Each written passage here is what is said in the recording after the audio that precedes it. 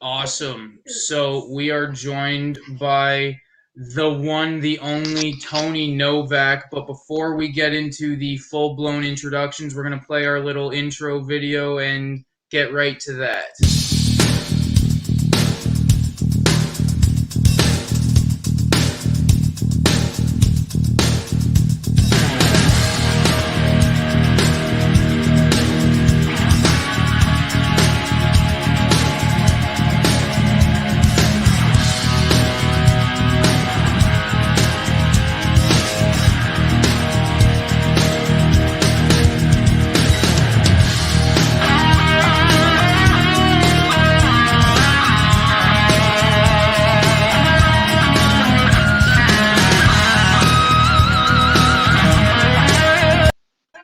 Okay, so we are out of that little shtick here now. Let me just fix the screen quickly, and good to go. We're full-blown inspired. Shit.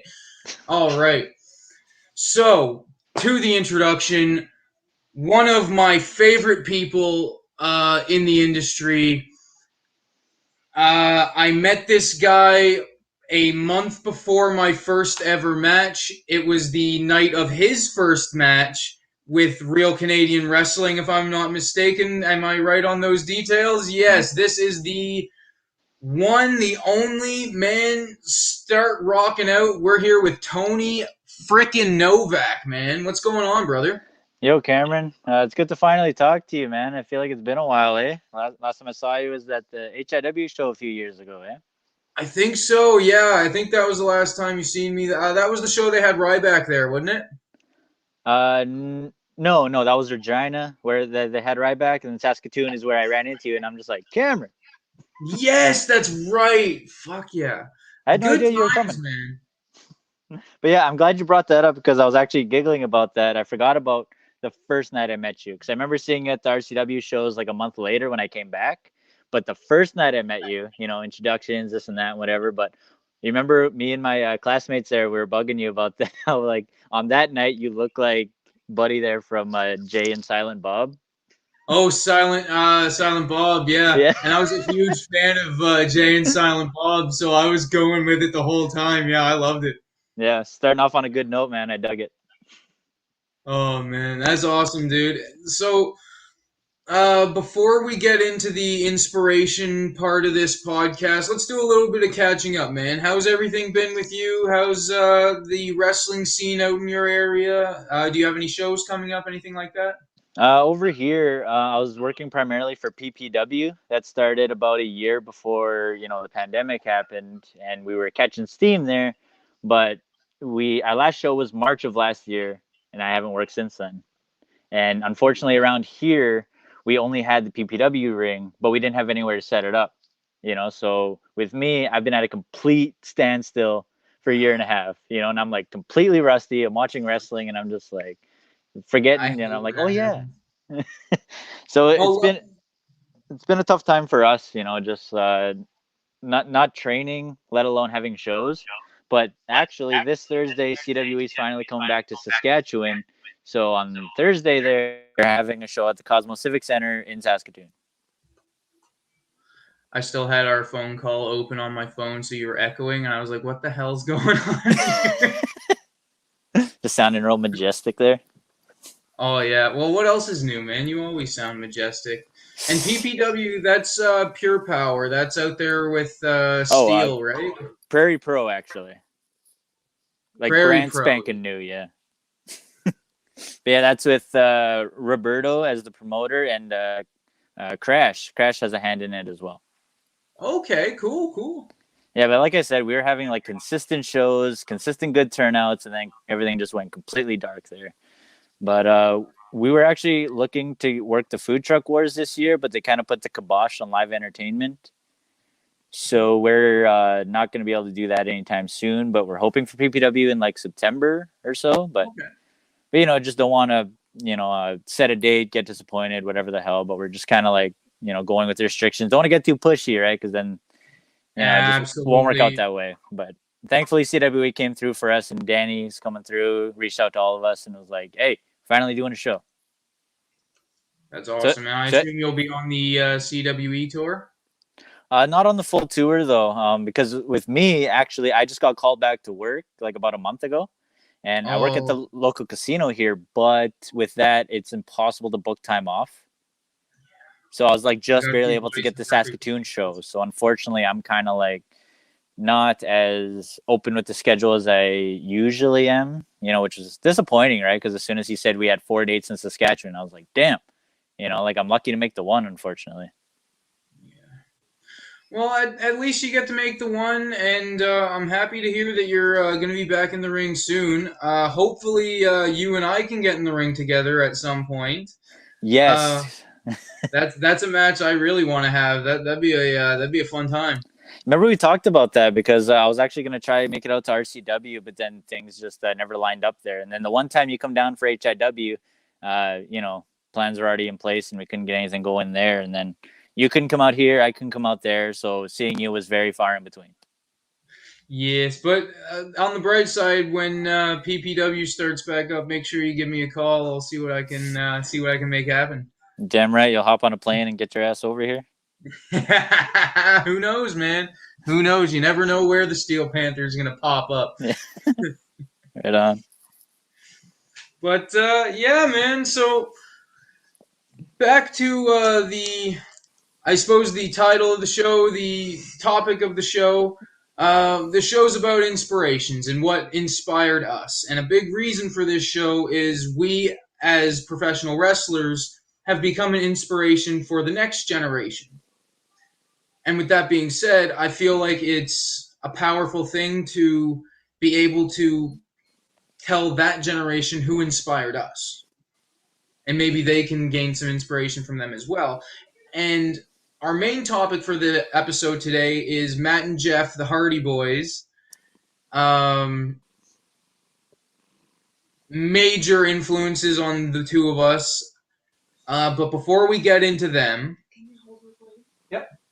Before we get into them, we will discuss some of your influences, either personally, professionally. What were some of your major influences, whether wrestling wise, life wise?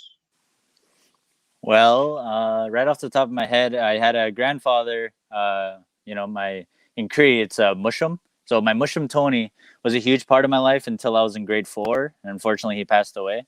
But the reason he meant so much to me at a young age is because I had a lot of family. So, like, attention was very divided, right? So with Yep. me, I, like, you know, not to get into too many details of just like, you know, family shenanigans, but like, I didn't have a lot of I appreciate people the work. like, you know, like my parents or whatever, just nobody coming up to me saying, hey, Connor, what do you like to do? What are you interested in? You know? But with my Mushroom Tony, he sat down with me and he let me like ramble to him about random stuff that I was interested in, you know? Like, for example, I love dinosaurs. I had a phase there, right? So I would talk to him about that and he was always super into it, but I wasn't into wrestling until a couple years after he passed away. So thinking about that, I think if I was into wrestling, he would have, you know, been the same way. You know, I would have talked his ear off about wrestling and he would have been down for it. So just keeping that in mind, that's why I, you know, just think about him a lot. And that's actually where my name Tony came from, you know, just in memory of him, you know, just because like I know if he were here, he would be my biggest supporter, you know, like not only as a fan, but as a wrestler as well.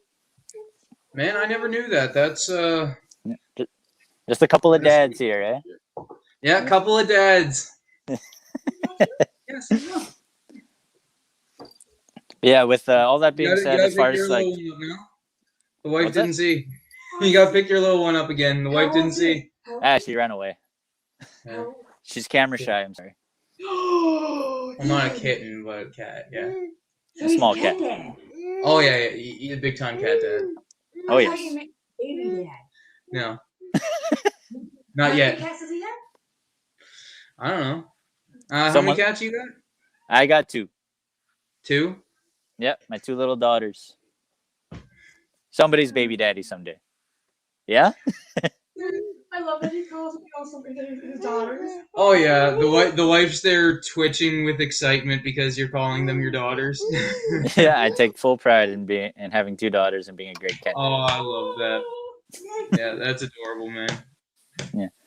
But also with what I was talking about there with my Mushroom Tony, at the time that he passed away, I was being pushed into playing hockey, which is what a lot of my family members did.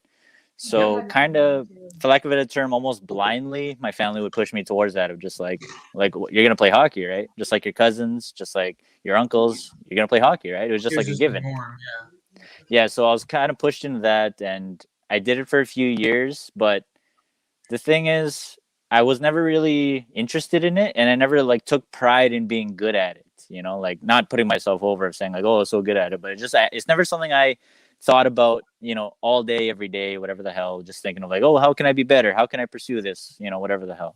But then when I got introduced to wrestling, I don't think I told you this, but I went over to my cousin's house back in 2006. So I'm 10 years old. I'm just like, whatever, you're gonna go hang out with my cousins. And he's like, "You came on a good night. We're watching a pay-per-view."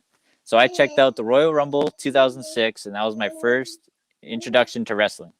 That was Ray's Rumble, wasn't it? Damn right it was. So with that, you know, right off the hop, I get to see Matt Hardy, and I'm like, damn, that's a cool guy. More on that later. And then Rey Mysterio wins, and I'm like, look at this little guy. You freaking won, you know? So like right off the hop, I was like, you know, I feel like I dig wrestling.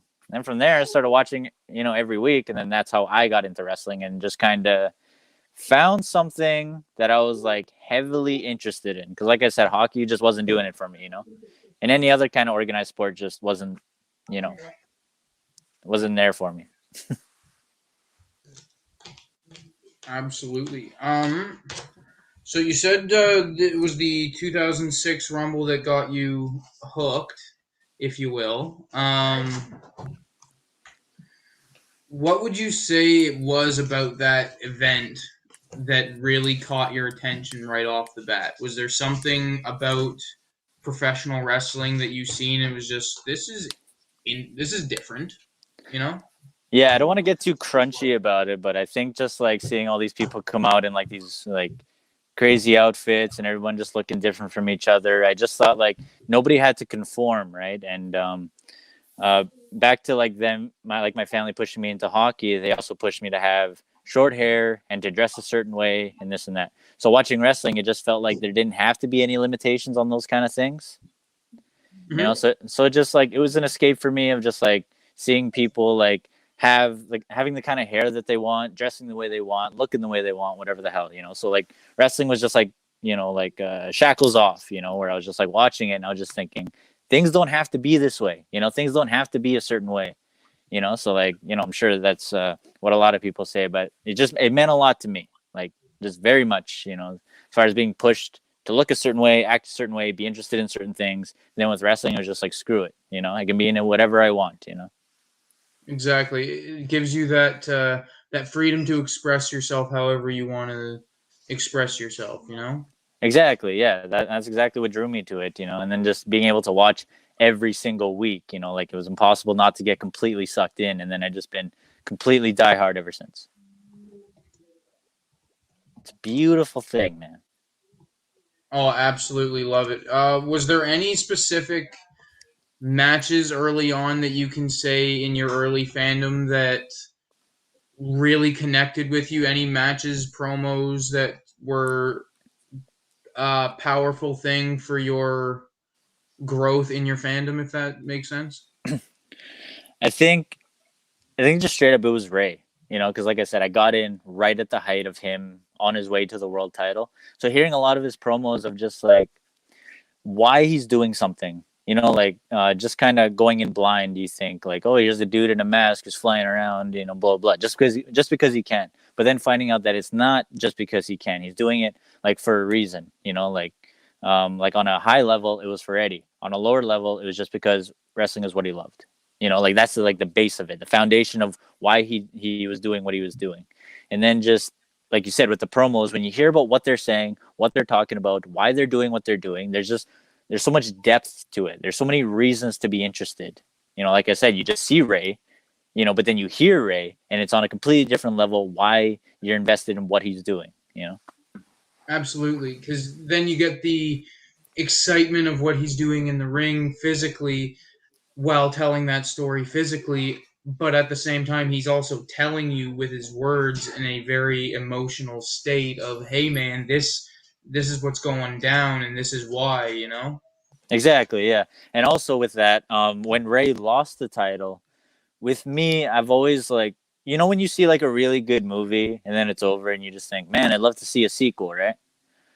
But it, Absolutely. but in wrestling with Ray, his story of getting to the title, he wins the title, but then when he loses the title, I'm over here not disappointed that he lost the title. I'm excited for what he's gonna do next, and that's what wrestling is. Of just like it's continuous. Something is always happening. There's always next, and I think that's why I just look forward to watching because there were so many factors, not just Ray, but like so many other people on the show at the time, Matt Hardy as well. So like he's doing his thing, Ray's doing his thing, so many things to focus on, and always thinking of like Matt's done with this, what's he gonna do next? Same thing with Ray. So like just something to just be excited for. Like sure you go to school, whatever, and then you come home and you're like, all right, what's going on over here? Yeah, absolutely. So, with the grouping that you're mentioning, I assume you were more of a SmackDown guy. Very much so. But that wasn't entirely by choice because, at the time, Raw was on pretty late and that was a school night. Friday night, whatever the hell, stay up as late as you want. So always watching SmackDown. Fair enough.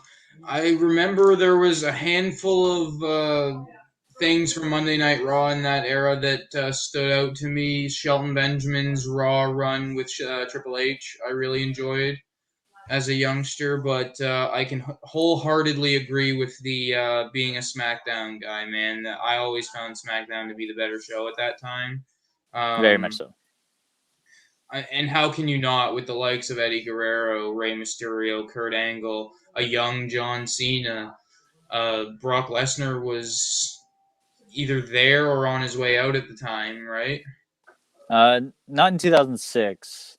What Oh, sucks is that's like, right. No, he was on yeah, his way out 2004. Yeah. yeah. In like 2006, I feel like I missed um, a lot of like staple people. Like unfortunately Eddie passed just before I started watching, and then people like Brock are gone, et cetera, et cetera. Like there's just like I ended up doing like research on wrestling, like not almost by accident, where I Yep. would go to the store and rent a video game. It was SmackDown Shut Your Mouth. I didn't know when it came out. I was like, oh, wrestling game, so I got it. And then I'm looking at the roster and I'm like, who are all these people? And then you read magazines and stuff, and you hear about these people and like what they did, and I'm just like where are they? Like what the like all these people. Like, and at the time, Jeff came back in the summer of '06, right? So before that, I was watching, and I'm playing SmackDown Shut Your Mouth, and I'm like, Matt has a brother.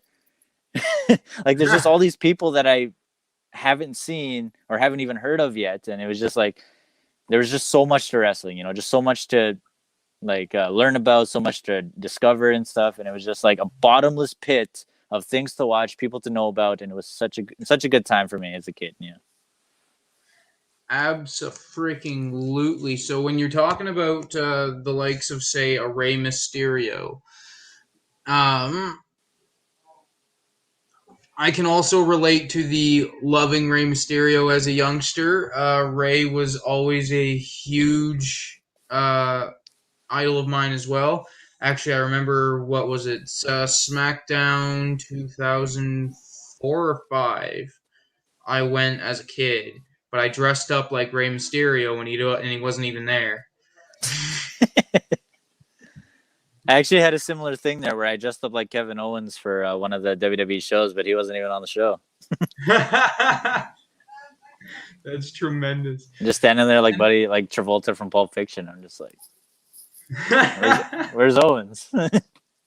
Where is he at, man? Where is he too? Then I just packed up and left. I'm just, Like, what's the point?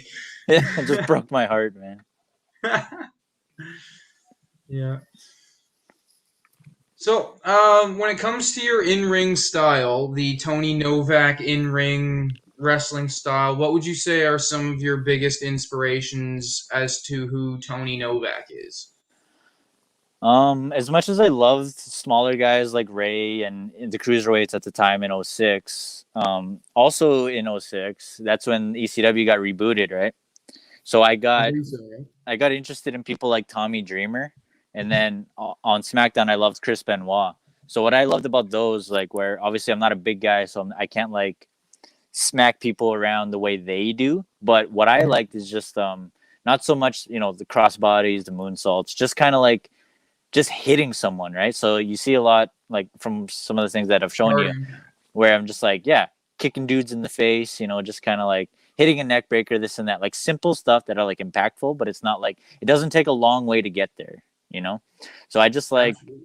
the snap, right? Of just like Benoit with the chops, Dreamer with the punches, this and that, whatever, whatever. Like just rapid fire in a way, but not like it's like simple to digest where you know what's happening, where you're just like, damn, that guy just hit that guy. Or Benoit, like quick snap suplex, like he just threw that guy, just like sudden impact stuff. And that's what I try to go for, where I don't want to limit myself, where, yeah, I am small, but I'm also like um, not doing things that I wouldn't be good at, right? Where I'm not trying to like, throw a dude over my head or whatever, but I am trying to hurt him. I'm not trying to be fancy. I'm trying to be effective, so that's the style I try to go for, like with the, like I said, the pump kicks or whatever, or the neck breakers or whatever the hell. Just trying to like it means to an end, right? Where I'm not trying to do the move for the move. I'm trying to do the move to get to the end there. Where I hit a neck breaker because my finish, sliced bread or the twist of fate. That's like what I'm targeting, So I try to when I have a match, I want people to see that I have a plan, like I'm not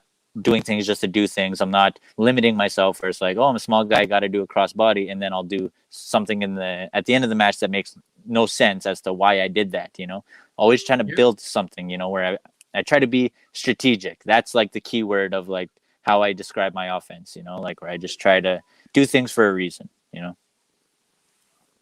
absolutely. Um, so speaking to the topic inspirations of this episode, let's go into Matt and Jeff Hardy. You said Matt was a major inspiration and influence when you first started watching. What was it about Matt Hardy that really got your attention? Well, if I can be blunt, 2006 was not a great year for Matt Hardy. He lost a lot, especially in early 2006. But Oh, for with sure. me, what I loved is that like you're familiar with his entrance, right? Where he comes out, his hands are in the air, he's throwing up the V1, this and that. Yep.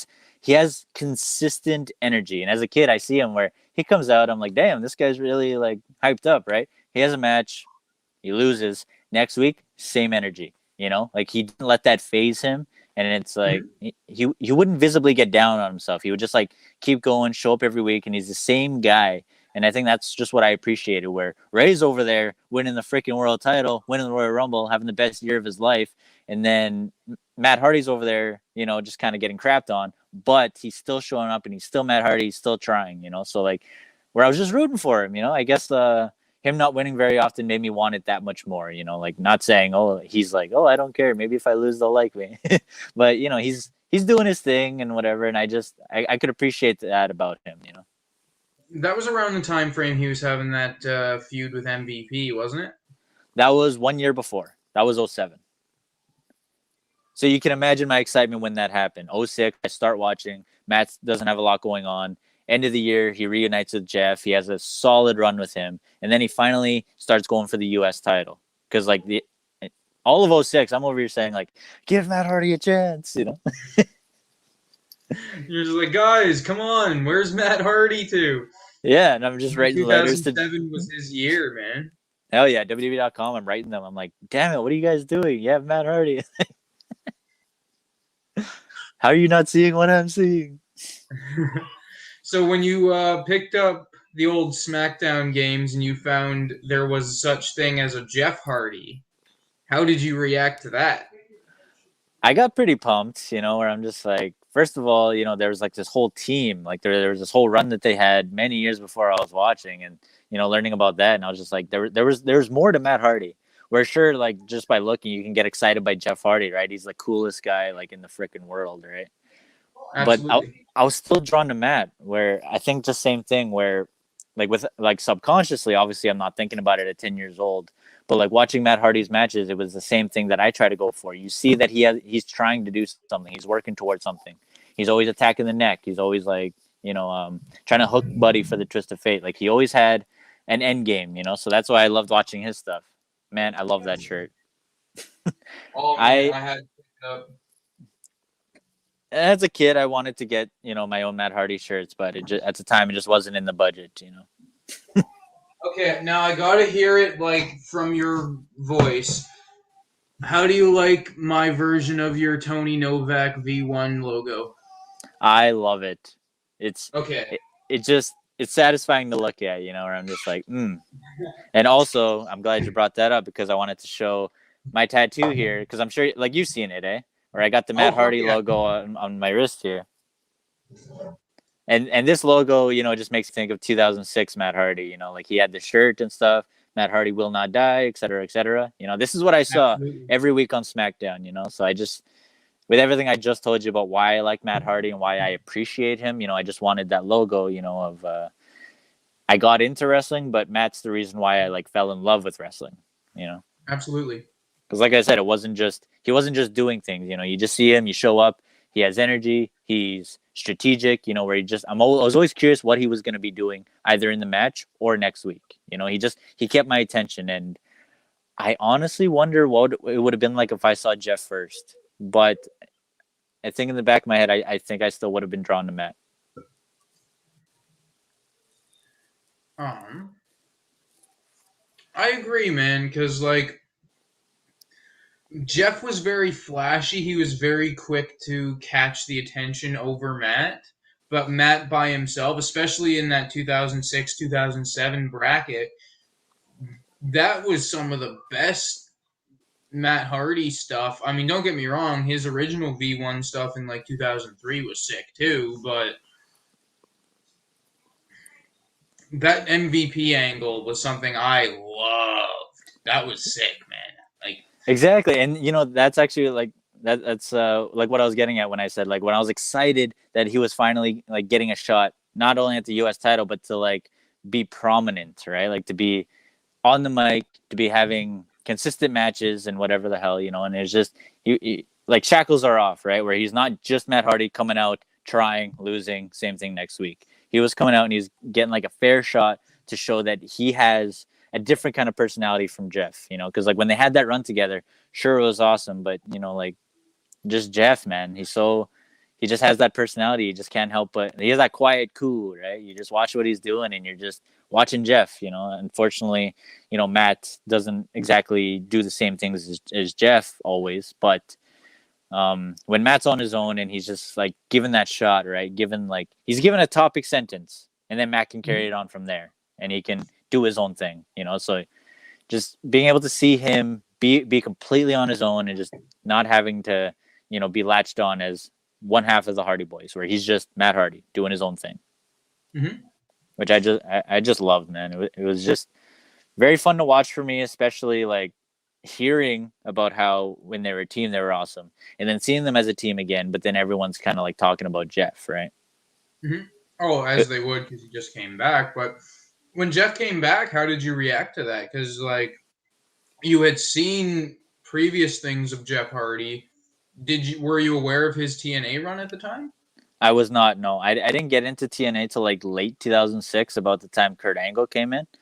But by that time, Jeff was already back, So actually, it was, like, maybe a few weeks before Jeff came back that I was playing SmackDown Shut Your Mouth.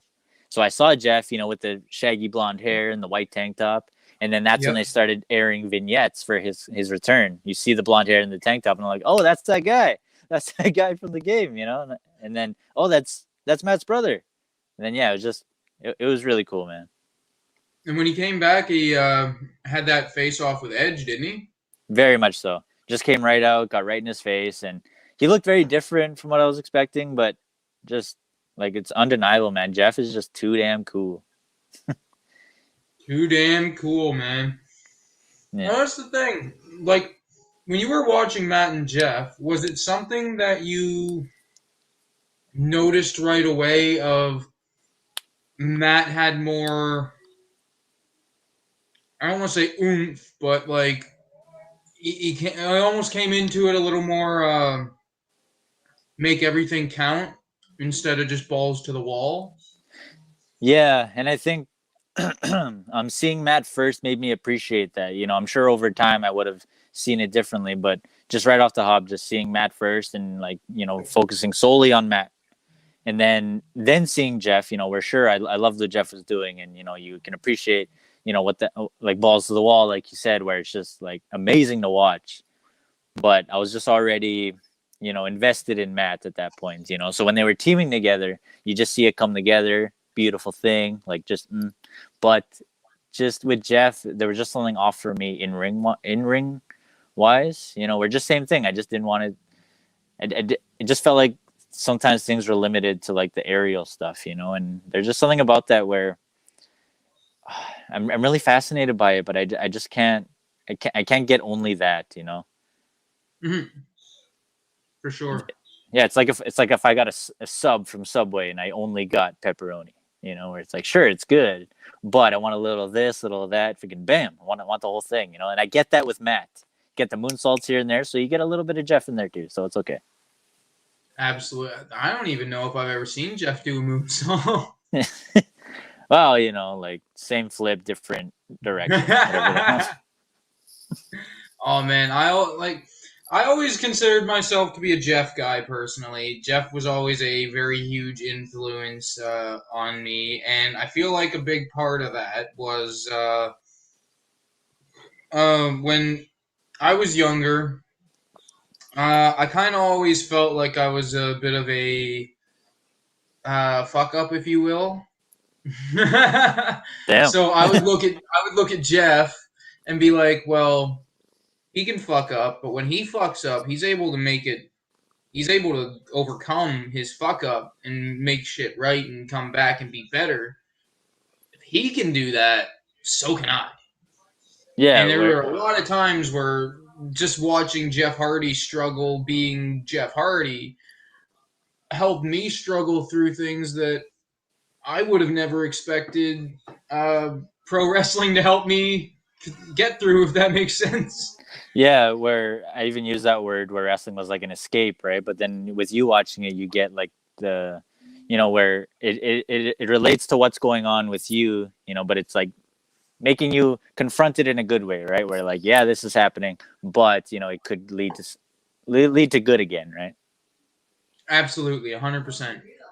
Well, right on, man. That's pretty solid. On Matt's end of things, like I know the whole subject here is the Hardy Boys. So like with you being a Jeff guy, would you say like you like heavily favored Jeff over Matt?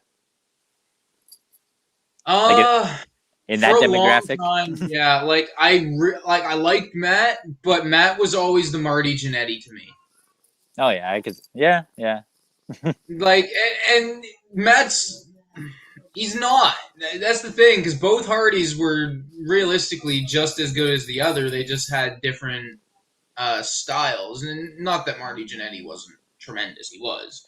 Unfortunately, that's just the Analogy. one of the ways of analogy. Yes, thank you. But yeah, man. I was always drawn to Jeff, and I feel like a big part of that is when I was a kid, I had a few wrestling tapes, and one of them was WrestleMania 2000. Oh yeah. And Jeff Hardy's swanton onto Bubba Ray Dudley blew my freaking mind. I seen that, I was like, this dude will risk anything. He will do anything to try to win a match. This is my guy right here. You know what I mean? Like, Very he much even went so. to the tippy top of the ladder. I was like, what the? Oh, man. Yeah, when I first saw that too, what I dug about Jeff, was just when you're watching a show consistently, you sometimes forget that there's like 15,000 people in the arena, right? Sure, you hear them, Absolutely. but then when you see Jeff take that moment, like whether it's a ladder or even just the top rope, right? When he's up there for the swanton, he like looks around and he's like reminding you of like, hey, remember all these people that are here, you know, and like, where sure he's doing it for the camera, whatever the hell, like, you know, work the camera, but he's also like taking the time to like remind you that like, you know, there's all these people here, you know, so it just makes it more exciting that way. So yeah, that's a very iconic moment, eh? Just etched in your brain. Absolutely, man. And so I'm gonna pop up a little comment here that we have. So Ed Fries. It looks like Ed Fries. I apologize if that's not correct, but that's how it looks. I'm sorry. The Hardys are such polar opposites, but I feel like Matt is a storyteller while Jeff is such a creative person, but everywhere except the wrestling ring. Now, to an extent,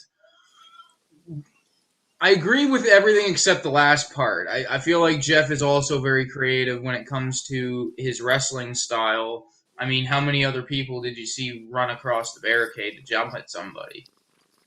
Yeah. Which was Yeah. which was also a tremendous cutoff. I always loved when they cut that off. And we got another comment here, Jeremiah Douglas. I prefer Matt because he pulls off face or heel, as where Jeff can't pull off heel, can't pull heel off as well. So just saying like Matt's a little more versatile than Jeff, but it's not I even would like say it's not even a knock on Jeff, right? Where he's just like he's naturally so it's just that goddamn Matt lovable. is so much more. Matt has that charisma where he can go anywhere with it, whereas Jeff, he's very charismatic, but he's charismatic being Jeff. Yeah, Jeff is that quiet cool Jeff man where you Jeff. just like just drawn to Yeah, him, it's like right? exactly. It's like Matt can be anything, but Jeff is going to be Jeff no matter what you tell Jeff to be. It's like it's going to be Jeff's version of whatever you need. Yeah, pretty much, eh? But that is something I feel like was something I always loved about Jeff was that no matter what position he was put into, he was always going to be Jeff. He was no matter what he done, even when he was wrong, he was still going to be Jeff.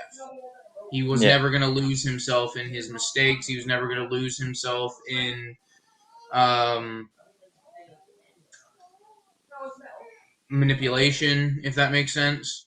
Yeah, where he's not being pulled in different directions that he doesn't want to go in. Exactly. Like he was always going to remain true to himself, and that was something that was very powerful to me. Yeah, and also early on with the MVP stuff with Matt, you know, like to their points on the comments there, where Matt being versatile, where it's not just the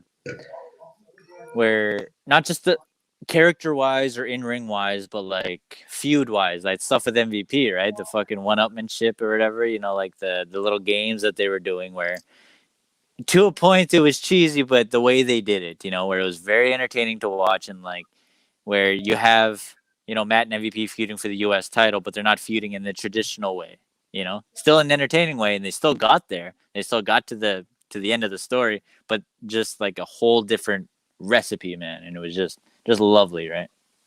Absolutely, 100%. Now in that time frame, when you first seen Matt before Jeff came back, what was your favorite Matt Hardy match in that time frame? Matt Hardy had so many good matches with Mr. Kennedy. Like Those were deadly. they never had like a full on pay per view match, but the random matches they had on SmackDown, like they, like I said with Matt, where he just wasn't like just about like aerial stuff, you know, like the way they fought each other. It wasn't like Kennedy could get violent, right? Where he'd throw Buddy into the ring post or whatever, he'd stomp on dude's face, and then Matt would give it back to him, you know, where it's just I just got excited to see that with Kennedy. You know, you love to hate him, and then with Matt, you know, obviously I love him, right? So just seeing them come together, then you're just like just consistently rooting for Matt. You know, like for me, you know, when I'm watching it, I'm just like, I want Matt to kick this guy's ass. I want him to shut him up, whatever the hell. But then you're just like, but Matt might be in trouble. Kennedy's pretty damn good, right? So the matches had me on the edge of my seat every single time. And I actually still go back and watch those. March 2007 and April 2007, pre-WrestleMania, post-WrestleMania. Those two matches were just unreal, and also they had a callback in like their second match there to that original match. So like there was just so much potential there for like a solid feud. And JBL even said in one of those matches, which I really dug, where Kennedy was Mr. Money in the Bank, right? And then he said, "We're looking at one half of the WrestleMania main event in Mr. Kennedy because of the briefcase. We could be looking at the other half in Matt." Mm-hmm. Then I'm over here with my fingers crossed, like, damn, I hope you're right. It's like, please, can it? Speaking of a great Matt Hardy match, we had Jeremiah Douglas of uh, Global Sports Rebellion Wrestling Podcast. I'm sorry if I butchered that. I know I likely did. Matt Hardy versus Edge's cage match. That is my How all-time long was favorite it until match. you were able to see that bad boy? Um, I heard about it, but I'm trying to think. I can remember when I got the Matt and Jeff Hardy DVD. You know, the Twist of Fate Matt and Jeff Hardy story. So that match is on there, but I I I don't want to say that was the first time I seen it because I'm pretty sure I went out of my way to find it, but I don't remember the first time I watched it. But I remember when I had the DVD, I wore that thing out, man, because that match was just so fun to watch, and just I actually watched it recently, and it just makes you appreciate the way they like build to like the big spots, you know, like compared to AEW, but that's a whole nother can of worms. But that It's Matt and Edge match. it's a whole other generation thing, man. When it's like, yeah, dude, I used to watch that DVD so much, it doesn't even work that well anymore. Yeah. It Why didn't you skips, but it just still works. download it? Yeah, just stream it, man. What are you doing? Oh, jeez. So because I did butcher that podcast name, Global Rebellion Wrestling and Sports Podcast, Sorry. with Jeremiah Douglas, my man. I've been on there a few times. Um, we've after discussed Matt and Jeff, just tag team wrestling, Mick Foley, whole 9 yards. Great dude, deadly show. Definitely give him a check out. Um, but now speaking to the Matt Hardy and Edge back and forth, what were your thoughts on all that? How were you feeling about Edge when you found all that out? Because you were a diehard Matt Hardy fan. Yeah, I got into that after the fact. Like I said, you know, just like everything happened in '05 apparently, and then I jump on just after. But WWE.com had that as a whole separate section, you know, like where you go to Matt Hardy's page and you got like pictures of him and Jeff, this and that, and then all of a sudden Edge feud. And I was like, what the hell? I click on that and I'm just like, damn, these look like good matches. Then I read about what happened. I'm like, man, what an asshole. And then, you know, like I at the time I saw Edge and Lita on Raw, you know, so I'm just like, oh, blah, blah, they're just arrogant couple or whatever. And then I hear about what they did to my boy and I'm just like, what the hell? You know? And then Matt's on SmackDown. Yeah, where I'm just like, man, screw that guy. WWE champion. Fucking being successful over there, man. Fuck that guy. Well, that was around the time he had the Rated R belt too, which is a super underrated belt. Like if you're a fan of the spinner belt and don't like the Rated R, there's something wrong with you. Yeah, just favoritism, man. I don't like it. Oh man. But yeah, that feud though, I got to see clips of it. I didn't get to. They didn't post full matches on .com there, but they had like the highlight videos, like the promo videos, like before the SummerSlam match and before the Unforgiven match. So I got caught up on what was going on, right? And then of course found out that Matt came out on the losing end of it. But you know, the cage match, that's where I pretend it ended. You know, just the perfect ending for Matt. You know, like everything they did to him, he did to them in the cage, and it was just perfect storytelling. So like to that extent where I know Jeff can tell stories, but like again, I don't want to knock him, but I just feel like as far as feuds go, Jeff feels like a little limited, right? Where he's like the underdog guy when he was chasing the WWE title, you know, but then it happened a few months later when he's chasing the world title. He's a great underdog. Exactly. He does it well. So like you said, when he's just Jeff but being I feel Jeff, like right? I feel like that's also partially because like life-wise, dude's a bit of an underdog, if that makes sense. Seems like he's a bit of an underdog in his own world, if that resonates. I feel like that's partially why I always related, because that's how I perceived him. Yeah, well, if it works, then yeah, just keep doing it, right? And it did work every single time Jeff did anything, you know. But with Matt, you know, like that's what I loved, where it's just like nothing was ever the same with like anything he did, you know?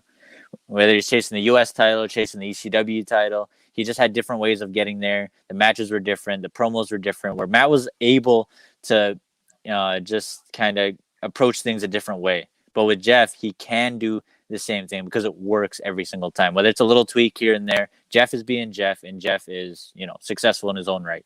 But with Matt, you don't know what the hell's coming next, and that's what I loved about him.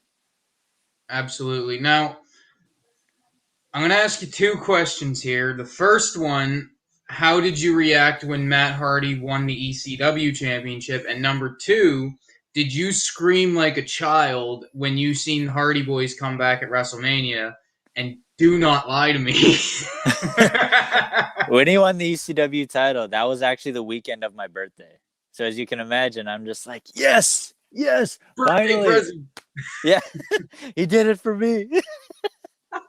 That's awesome. But dude, like that, like people can knock the ECW title all they want. It's a world title. So I'm like, yes, this is Matt's crowning moment. He's a world champion. So, for me, I was just like, hell yeah, finally. And also with ECW, right? It's like the third brand. It's only an hour long. It's a small little ship, but Matt, he's the one, running it. Right. So I was excited for that, where again, Matt is just completely on his own, not tied to Jeff, doing his own thing. So I enjoyed that time frame there. And straight up, let me tell you this. When the Hardy Boys came back at WrestleMania, I was working at Family Pizza at the time. I was working the closing shift. I come home. I completely avoid any and all spoilers. I messaged Jensen. I was like, don't tell me shit. I come home at about 2 a.m. I got a box of pizza. I got my Polar Pop. I sit down, actually on this very iPad. I had it set up, and I'm set up exactly as I am now. I slap on WrestleMania, and I'm just watching like this, because like I heard the rumors, I heard the rumblings, but I got no confirmations. I'm watching. Fatal 4-Way announced. I'm like, oh shit. And then as soon as the music hit, I lost my shit. I almost cried. Same. I almost cried. But like Same. not just because like you're being excited about it, but just like I didn't think it was ever gonna happen. Because they were gone for what, like 8 years? Well, that and they were just in Ring of, like they just had every Independence Tag Team Championship. They bamboozled everybody. Like they had everybody's tag belts, and then they went and got the Raw tag belts. Yeah, they even posted on Twitter, later Orlando, we're out of here. And then all of a sudden, they didn't go anywhere. Like, god damn it. It was just one of the best moments in my life. In my life. Not me as a fan, but my life. Yeah, I was in the room with my roommates, and I squealed. I screamed so loud. I was that excited. Yeah, shaking at the knees. Oh yeah, weak at the knees. No, I jumped up. I almost went through the roof, dude. Yeah. we were in our little double wide, and I almost went through the roof, being so excited. Just rattled that fucker. Oh my Jesus, yes.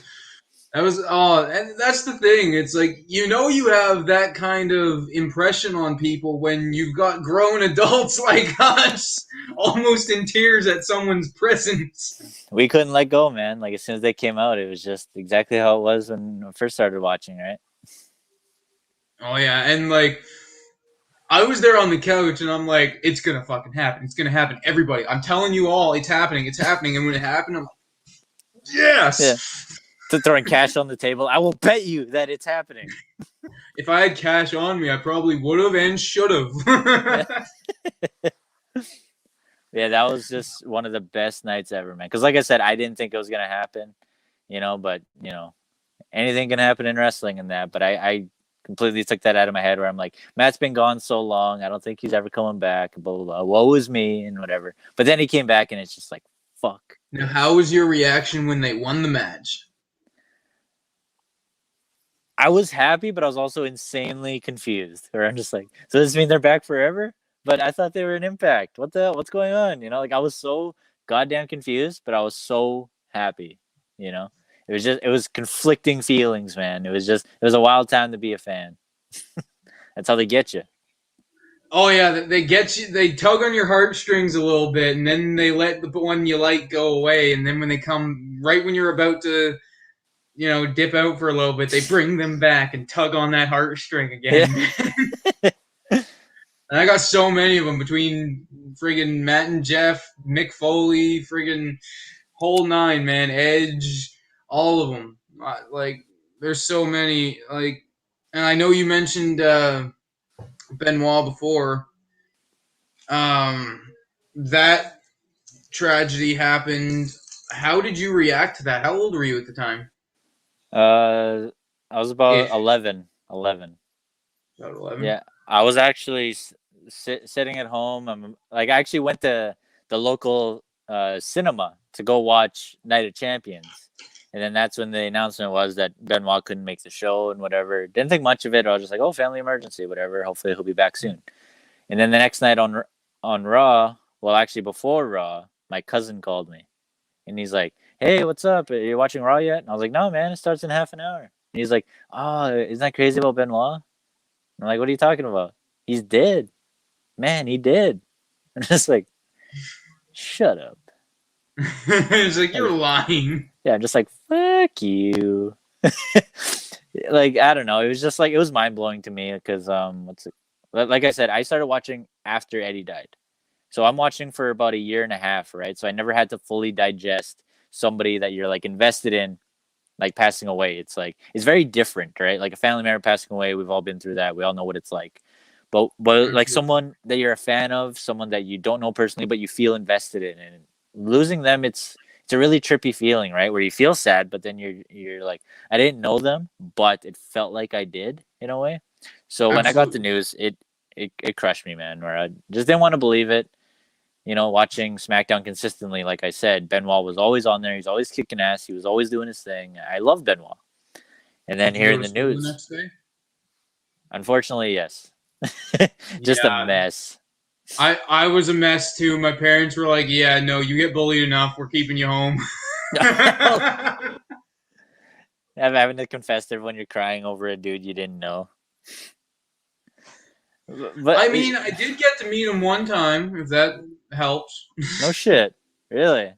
I was, you remember when he came back in like 2002 at Yeah. Raw in Edmonton?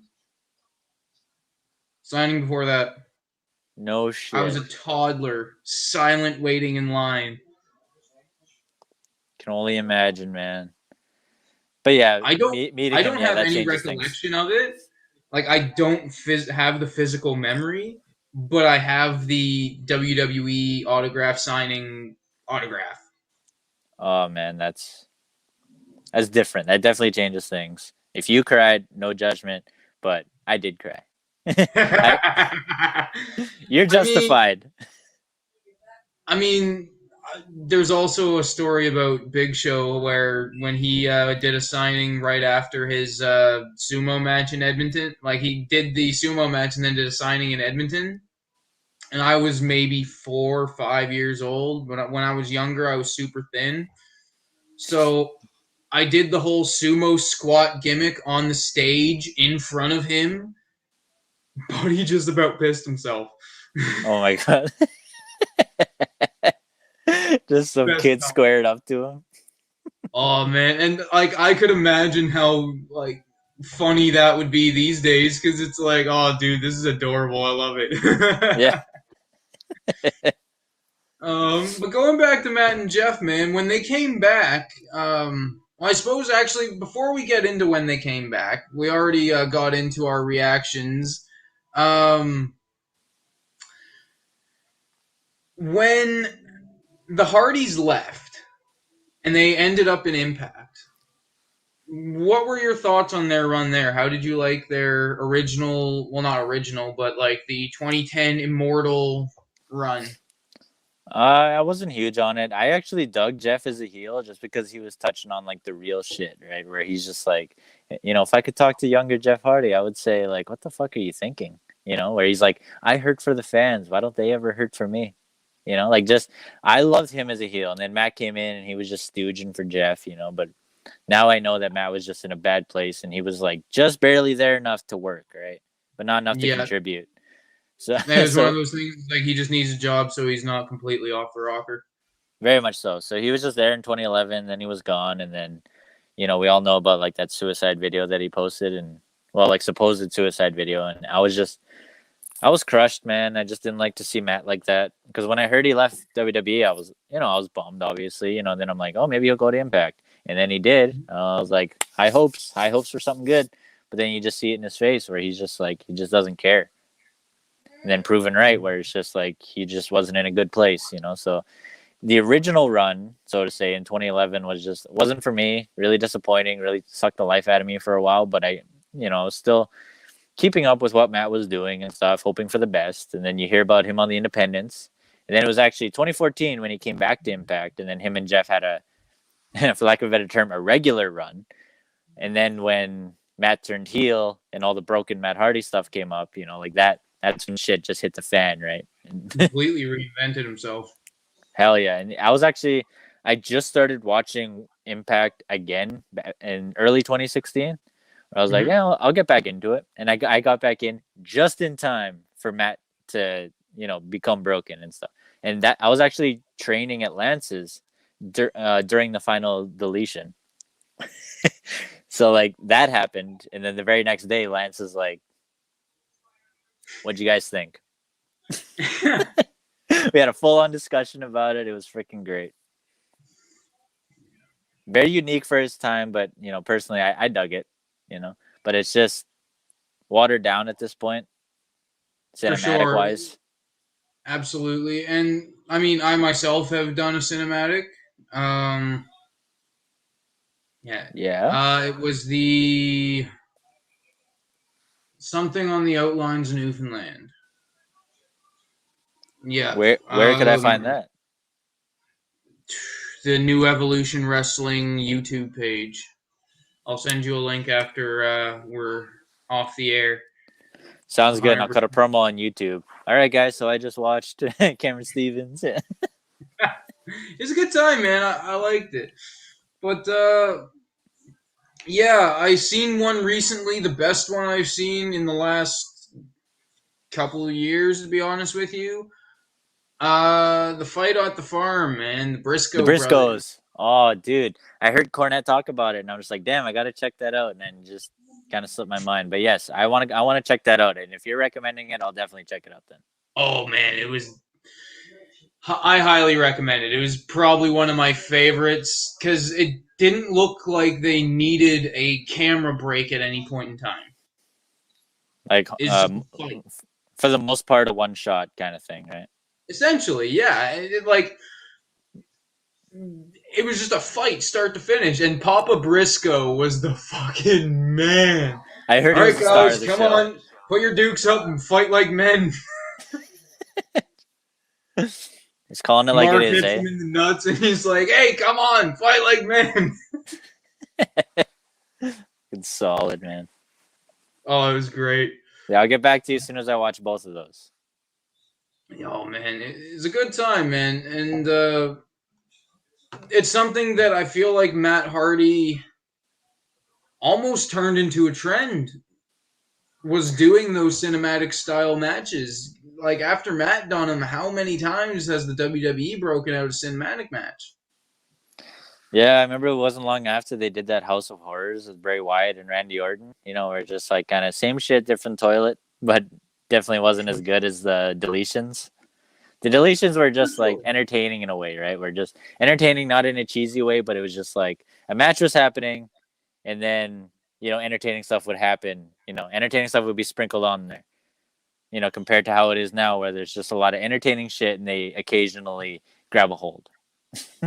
So where is your mindset on the Hardy Boys currently? Because obviously Jeff just brought back No More Words on Monday Night Raw. Or was it Raw he came back to? Last night, yeah. Yeah. Yeah, I wasn't sure if it was Raw or SmackDown. But yeah, Monday Night Raw, he came back with No More Words. Matt Hardy's got his little crew in AEW. So I keep up with AEW. I'm kind of in and out with WWE at the moment, but I watched Raw for the sole purpose of seeing No More Words, which is one of the best moments, that I've seen recently.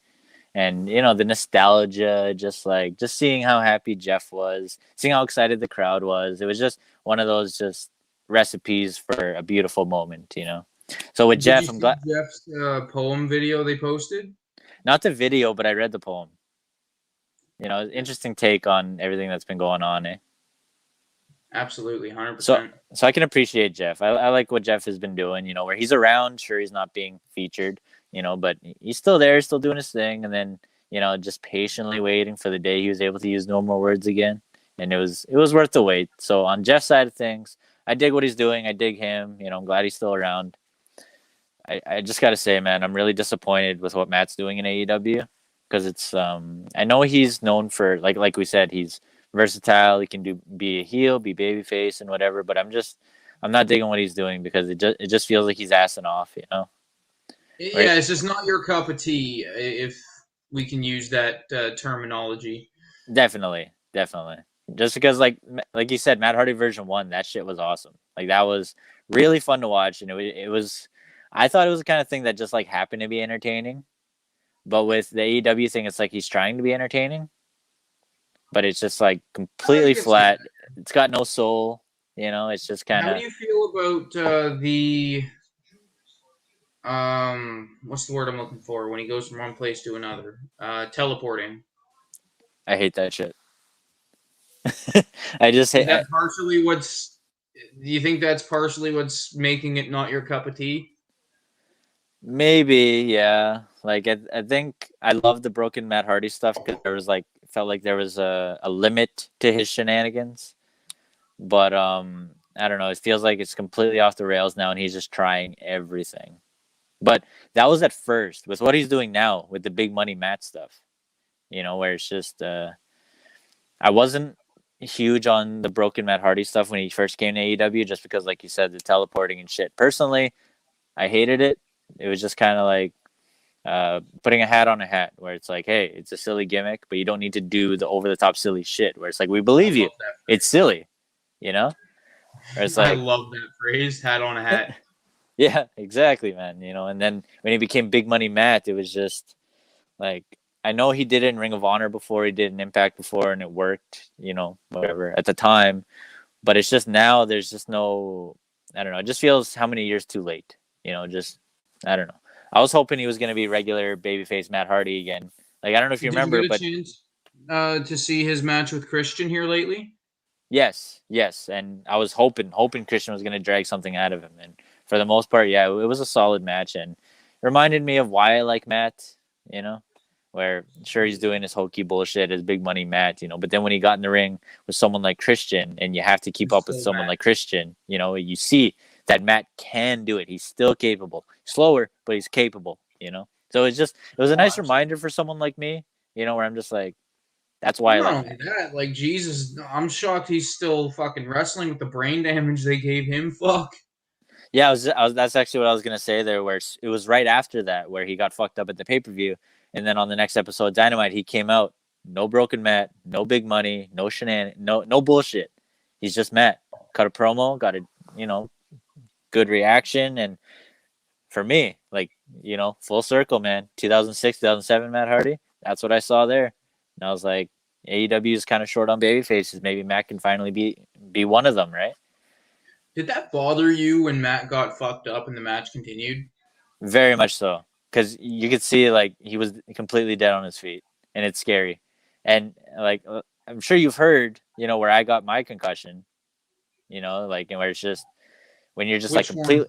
2017 at ringside. Did I tell you about that? Possibly. I've taken a few myself, so my memory's not the best. Yeah, yeah, no Between problem. those and the 420 style, yeah. Gotcha. But yeah, with that concussion specifically, without getting into A to Z or whatever, Mm. I got power bombed, I got ragdolled, brutally in my head, brutally basketballed, and then I completely thankfully it was post match, not thankfully, but you know what I mean. Yeah. I didn't have to continue in a match, but I was fucked up. I got basketballed in the ring. Matt got basketballed on the concrete, and he kept going. That's scary. Like, sure, people can say like, "Oh, that's what wrestlers do. They work hurt. That's what you do. You finish the match." Fuck that, Matt. Man, like he Not was with your fuck. brain, man. He You was don't work jelly. hurt with your fucking brain, He dude. was jelly, man. Like it was fucked up. It was really scary to see. If the And then lights are on and nobody's home, like Hell in a Cell with Mick Foley and The Undertaker would never happen today. Because as soon as Mick got thrown off the cage, they would not let him climb back on top of the fucking thing. that'd be Whereas it, in man. 1998, they're like, well, fuck it. This tough bastard's gonna It's go back Mick. up there. I guess he's going back up there. It's Mick. He's got it. Right? But like these days, with all the knowledge on concussions and stuff like that, I'll be honest. I watched that movie Concussion with what was it, Will Smith? I'm not familiar actually. It's basically about one of the concussion doctors where he's going through trying to explain it. He put a tomato in a water bottle and shook it once, and there's a little bit of juice. Shook it again, there's a little bit of juice. And it's like every Oh my time you get a god. concussion. And like it wasn't very long before the thing was mush. I'm like, fuck. That's a pretty It's like scary I visual. seen that and thought about how many times I've been hit in the head. I'm like, shit, I'm fucked. I'm a bruised tomato. It's like I'm a fucked up tomato. God damn it. I'm a mushy tomato. That's all I am now. But it freaked me out when I first seen it because it's like, especially like back in the days when you're dealing with headaches and shit, and you see a movie like that explaining all the different things, as Jeremiah Douglas is putting, this is your brain on chair shots. You know, like when we see stuff like that, because we've after both had concussion issues. Once you see Matt Hardy's lights off, and they're still doing wild shit. It'd be one thing if it was finishing the match to get to the end of it. They were still getting their shit in. Like they didn't like adjust anything, like business as usual, and it's just and it's like, how, man? Like, I remember I used to do a corner drop kick. Buddy had his leg out a little bit, and I landed on his leg. And because I didn't want to find out if he was that messed up in the ring, I would rather find that out in the back. You know what I mean? Oh yeah. I went to roll him up. He's like, nope, fuck that. Jeez, like, I'm good. Okay. Yeah, I had a similar thing there too, where it was like 2 minutes into a match, I did a backflip and I completely fucked my knee, and then I just kind of kept going, right? And then watching the match back, man, like I couldn't even put any weight on it. I'm visibly limping. I'm completely out of it, and then you just kind of, that's just the thing. You're able to do that with your arm. You're able to do that with your leg. You can't really do that with your head. Yeah, it's very like circumstantial, right? Where it's like finish the match, they say. So like in some circumstances you can. Maybe you shouldn't, in some cases, but in that case, like it was just like, what the fuck?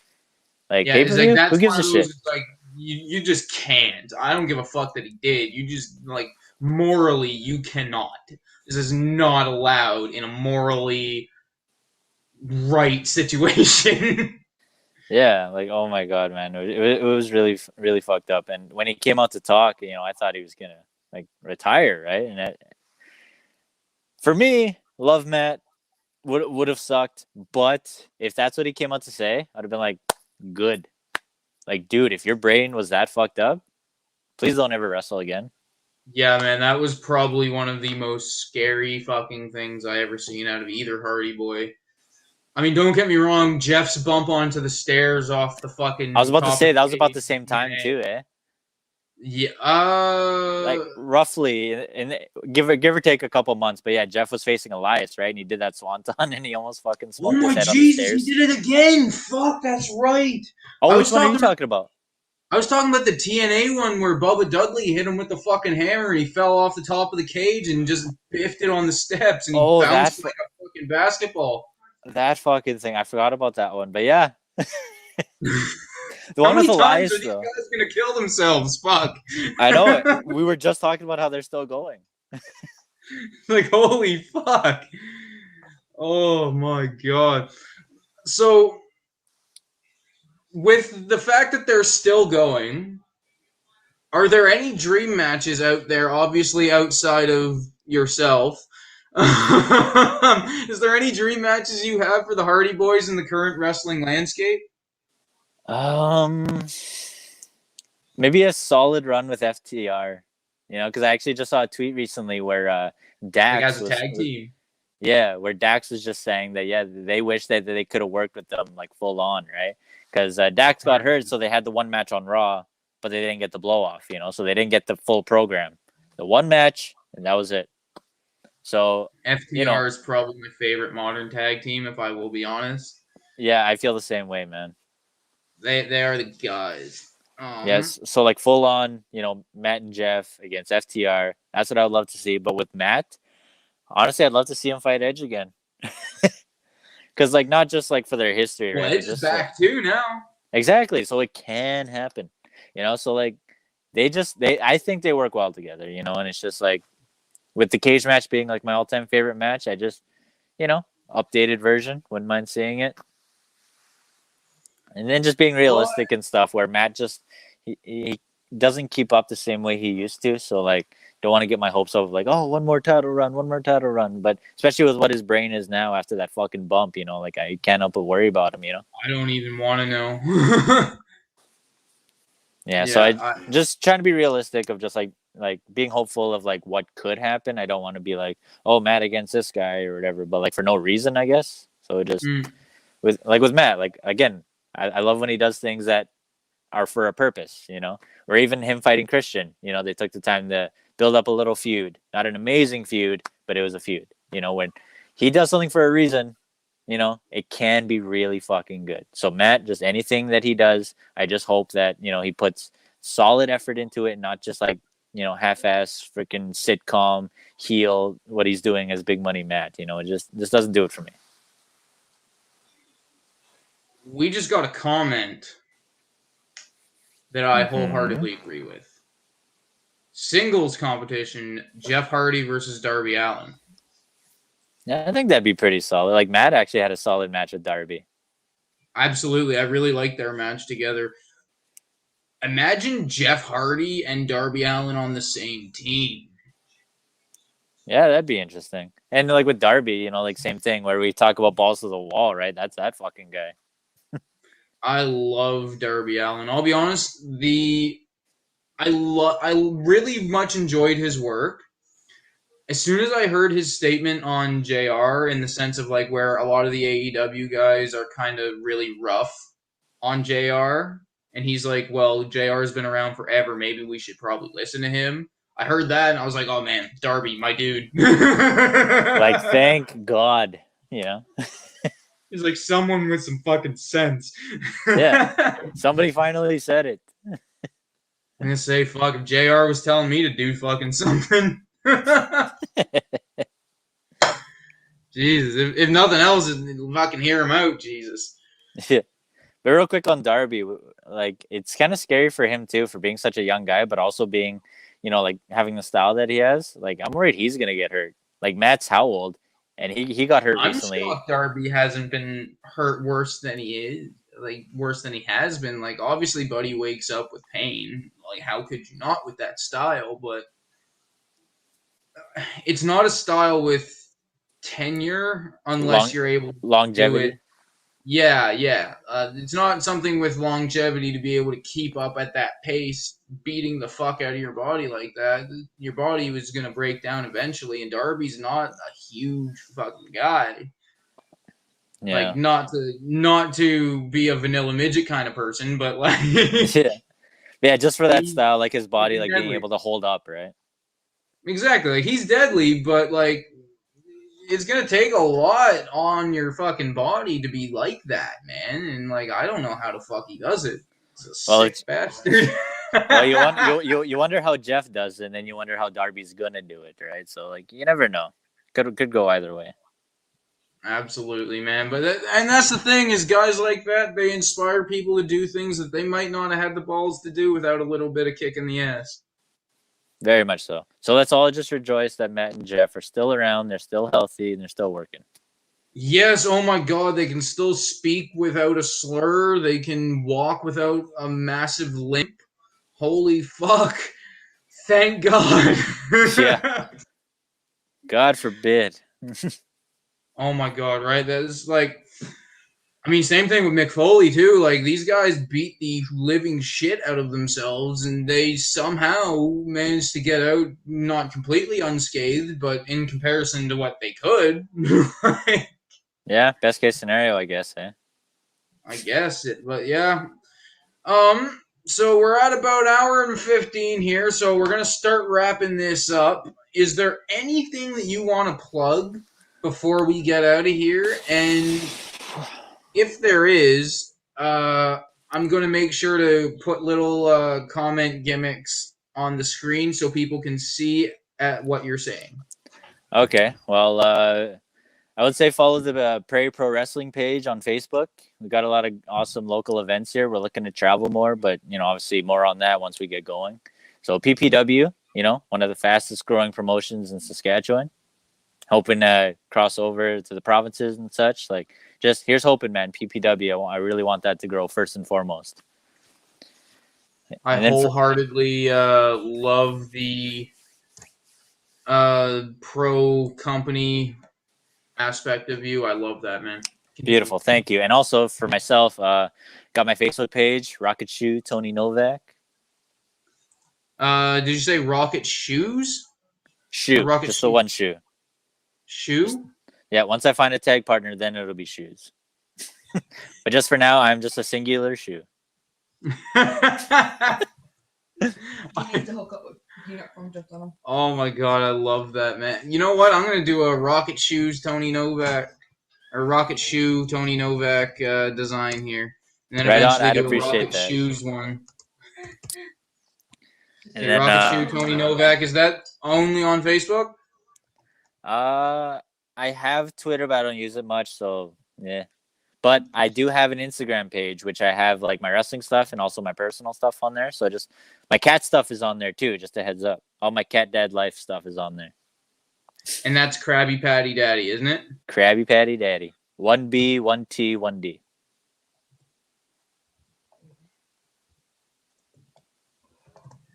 Okay, so that is at KRABYPADY On the patty, it's a T. T? Yeah, 1T. 1T on that mug, and that is on Instagram. I love that. So Rocket Shoe Tony Novak on Facebook or Twitter, and Krabby Patty Daddy on Instagram, and you'll find Tony Novak, you'll find Connor, you'll find the cats, you'll find the whole nine. I absolutely love having you on here. Before we get out of here, I'm going to make sure to plug my own shit. You so better. The easiest way to find everything I do is go to Linktree, linktr.ee/TSP Cameron Stevens. And what you're going to see when you go to that little link is you're going to open it up and there's going to be a big ass list. And you're going to see my website, my store on Pro Wrestling Tees. You're going to see my socials. You're going to see this podcast's audio version on Spotify. Yes, sir. This guy. And Google Podcasts. I'm going to add that later.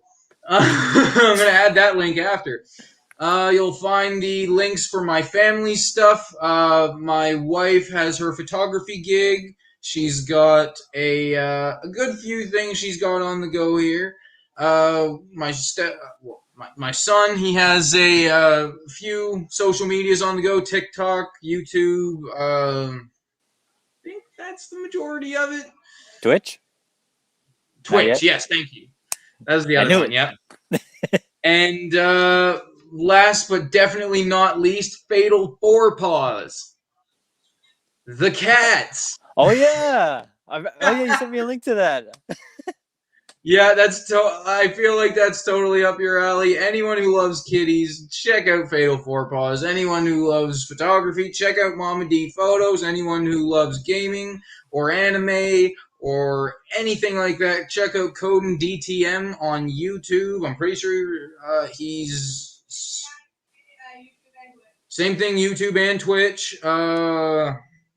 Obviously, I'm Cameron Stevens Wrestles or TSP Cameron Stevens or Cameron Stevens Zero, depending on what platform you see. Linktree is the easiest way to find it all. And if you want to check out my website, you can find all kinds of shit. My personal bios about my former tag team partners, bios about my rivals and my time fending against them. I've got my full match history. Well, not full. I only put it up there recently. There are some matches that are missing. Everything from HIW and Ringside is missing, unfortunately. I don't have any friggin' clue of any of the dates on those matches, so they're not there. I'm sure they happened, but I just don't know when. They happened, but according to the record, it didn't, so whatever. I have no proof. I have no proof, but I swear. There's no proof, but it happened, I promise. I was there. But awesome, man. I'm so excited that you were able to get on here. I'm hoping to be able to get you on a podcast again at some point. I'm in the works currently of trying to get more podcasts on the go.